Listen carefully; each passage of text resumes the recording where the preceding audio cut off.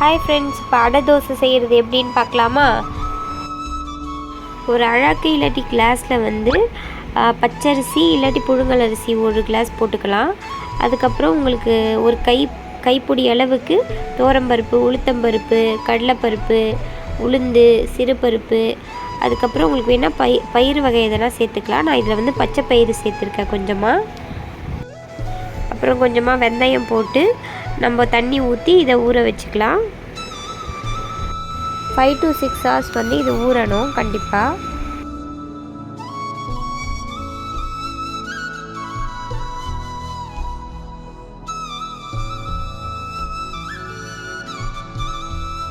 இப்போ நல்லா ஊறிடுச்சு.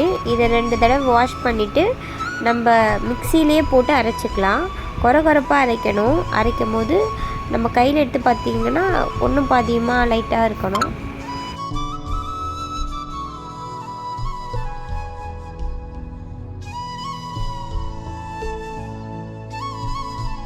இப்போ கொரகொரன்னு அரைஞ்ச உடனே சீரகம், மிளகு, 2 காஞ்ச மிளகா போடணும். கொஞ்சம் கொஞ்சமாக போடுங்க, கொஞ்சம் காரத்துக்காக.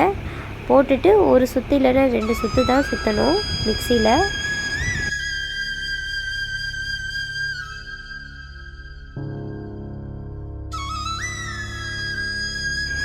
சால்ட்டு வந்து தேவையான அளவு இப்போ போட்டு கலக்கிக்கலாம்.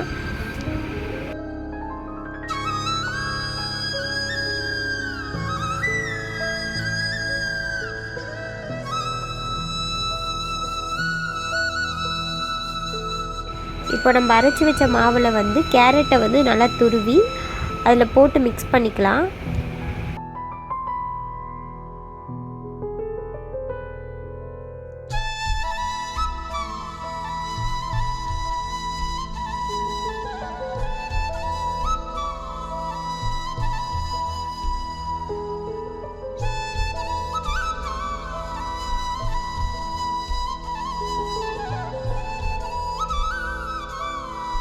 இப்போ சட்னி செஞ்சிடலாமா?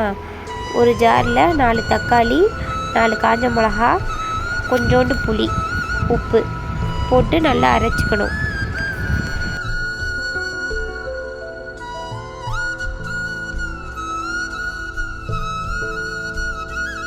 இப்போ இதை நல்லா அரைச்சாச்சு. இப்போது ஒரு கடாயில் வந்து எண்ணெய் ஊற்றி கடுகு போட்டு கருவேப்பிலை போட்டு இப்போ நம்ம அரைச்சி வச்சுருந்த அந்த பேஸ்ட்டை வந்து இதில் ஊற்றணும். கொஞ்சோண்டு மஞ்சத்தூள் போடணும்.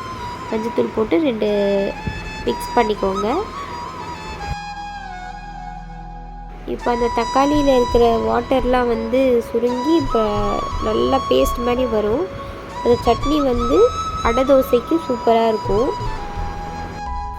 இப்போ தோசை ஊற்றிடலாமா? இந்த தோசை வந்து ரொம்ப ஹெல்த்தியான தோசை. எப்போவுமே வந்து வெள்ளை மாவுலேயே தோசை சுட்டு கொடுத்துருந்தா நிறைய பேருக்கு போர் அடிச்சிருக்கும். இந்த மாதிரி வந்து நீங்கள் சுட்டு கொடுங்க, உங்களுக்கு எல்லாருக்குமே பிடிக்கும்.